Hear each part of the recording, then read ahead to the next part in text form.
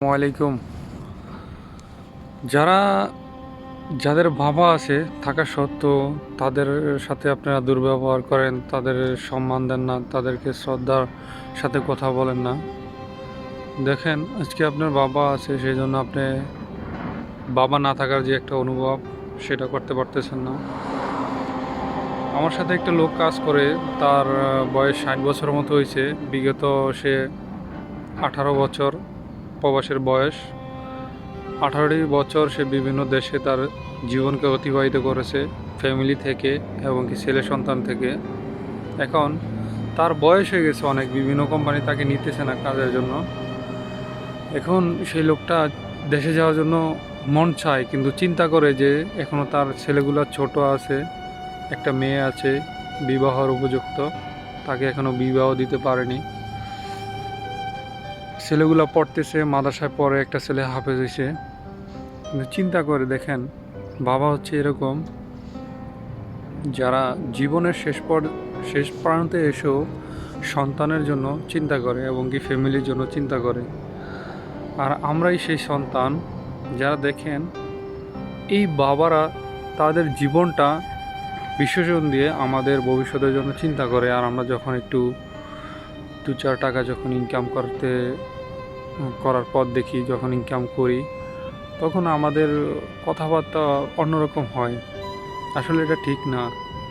বাবারা যেতটুকু আমাদের জন্য ত্যাগ স্বীকার করছে এবং কি করতেছে, আমাদের এই সারা জীবন জিন্দেগি যদি তাদের জন্য আমরা বিসর্জন দিই, তাহলে সেই ঋণ কখনোই পরিশোধ হবে না। এবং কি বাপ মার ঋণ কখনো আমরা এই জীবনেও পরিশোধ করতে পারবো না। অতএব যাদের বাবা আছে তারা অবশ্যই বাবাকে সম্মান দিবেন এবং কি সব শ্রদ্ধার সাথে কথাবার্তা বলবেন। কখনো চিন্তা করবেন যে আমার কথা দ্বারা যাতে আমার বাবার মনে কখনো কষ্ট না যায়। দেখেন, অনেক বাবা আছে যারা 20 বছর, 25 বছর, 30 বছর এই প্রবাসে কাটাইতেছে, শুধু কাদের চিন্তা করে, ছেলে সন্তানের চিন্তা করে। আসলে একটা দিন শেষে একটা প্রবাসীর কাছে কোনো কিছুই থাকে না, সবটুকুই করে তার ফ্যামিলির জন্য, বাবা মা এবং কি ছেলে সন্তান, মেয়ে, পরিবারের জন্য সব কিছুই করে। দিন শেষে যখন সে বাড়ি যাওয়ার চিন্তা করে, একেবারে যখন প্রবাস থেকে চলে যাওয়ার চিন্তা করে, তখন তার কাছে দেখে যে শূন্য পকেটে আসছে দেশ থেকে, সেই শূন্য পকেটেই তার কাছে থেকে গেল। একটা প্রবাসী, হোক সে বাবা, হোক সে ছেলে, হোক সে ভাই, সে তার সর্বোচ্চ দিয়ে চেষ্টা করে যে ফ্যামিলিকে সুখে রাখার জন্য। আর যখন একটা বাবা, একটা ভাই, একটা কারো স্বামী যখন বিদেশে থাকে, ফ্যামিলি থেকে যখন ফ্যামিলির প্রেশার দিয়ে বিভিন্ন কথাবার্তা বলে, তখন সেই লোকটার মনে কোনো শান্তি খুঁজে পায় না। যে মনে হয় যে কি একটা হারিয়ে গেছে এরকম লাগে।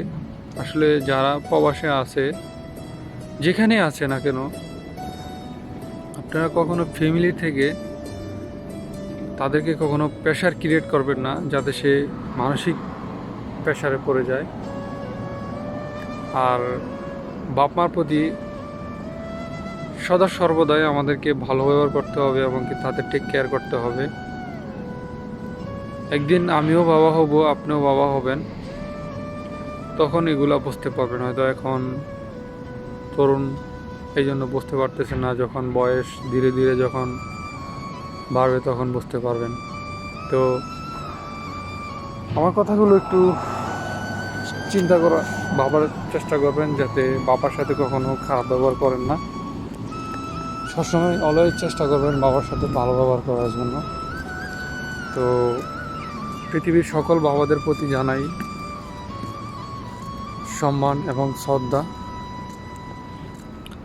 এবং কি দোয়া করি যাতে সবার বাবাই যাতে দীর্ঘজীবী হয়, এই দোয়াই করি। তো আপনারা সবাই ভালো থাকবেন। আসসালামু আলাইকুম।